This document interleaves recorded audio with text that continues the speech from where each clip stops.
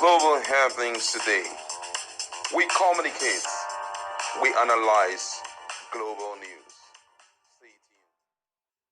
Hello, good people. Welcome back to our channel. We're so excited to have you again. PDP is currently going through a lot. Started up with Wike withdrawing from the peace agreement he had with the Governors Forum, PDP Governors Forum. Reason was that he was being betrayed by Makinde, and they've turned down on some of the terms of the agreement. And the next thing we saw was that this Monday, that's today, he sealed up Wadata Plaza and stripping them of where they may possibly have their next meeting. And apart from that, so many other things have happened, like defection still going on. Senators are walking away from the party.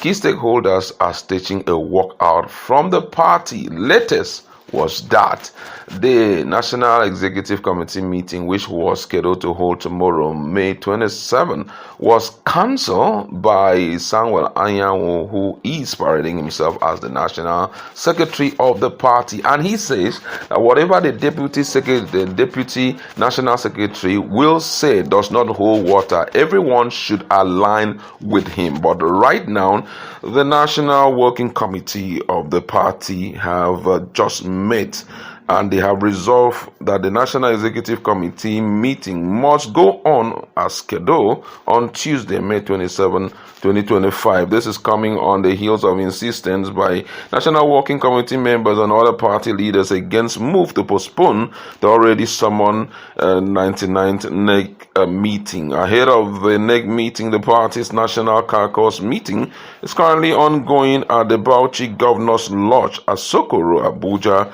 to, among other things, agree on the agenda for the next meeting. And this is quite shocking for most Nigerians. A lot of people are wondering what will happen in the nearest future. But interestingly, a political analyst have kind of predict what the future will look like for PDP if they decide to go against Nyesom Wike. And let me just give you an essay coming from Daure David. And he says that the unfolding drama within the People's Democratic Party, PDP, is reaching a dangerous crescendo. Nyesom Wike, once the self-proclaimed master of political gamesmanship, now appears cornered, crying foul over the role allegedly played by Governor Makinde, Peter Mba, and Bala Mohammed. But one must ask, was this not the same Wike who claimed to know every move in the book? What changed? For over 3 years, Wike operated as the de facto power broker within the People's Democratic Party. From his base in Port Harcourt to his new page in Abuja, he detected terms, anointed candidates, and punished dissenters. He weaponized loyalty and made himself indispensable through calculated alliances, none more controversial than his open romance with the ruling All Progressive Congress APC and President Bola Ahmed Tinubu. Now, as the tide turns and some of his closest political associates begins to distance themselves or reposition within the PDP, Wike cries betrayal. But politics, as he himself often boasts, is not for the faint-hearted. It is war by other means. What happens if Wike is suspended from the party in tomorrow's NEC meeting? The answer is not far to imagine. He'll run to the court, seek an injunction, and hold the party hostage with legal battles. He may even float back a factional PDP, take control of an alternative secretariat, and begin sponsoring his own candidate in a parallel structure. The end result: years of litigation, confusion on the ballot, and possible exclusion from future election, a scenario that has haunted Nigerian political parties before. The PDP right now is at a crossroad. It can either continue to tiptoe around Wike, fearing the chaos he may unleash, or it can summon the courage to confront him. No great political party survives by cowering in the face of internal sabotage. If facing Wike headlong means going to war, then so be it. It is better for the PDP to die like a lion in the jungle than live like a whimpering dog in the city, subdued, directionless, and forever under siege from one man's ambition. The time for appeasement is over. It's time to reclaim the party, its structures, and its soul. Let the court decide what they will, but history will not forgive cowardice. That's exactly the standpoint of this political analyst, and a lot of people have reacted to it. My colleagues in the house, and we just want to talk about this. It's getting very interesting, and I think what he had predicted right now is what is going to happen in the nearest future. We're going to see People Democratic Party spending reasonable time in the court via what Wike will unleash in event of him being suspended. What's the standpoint on this?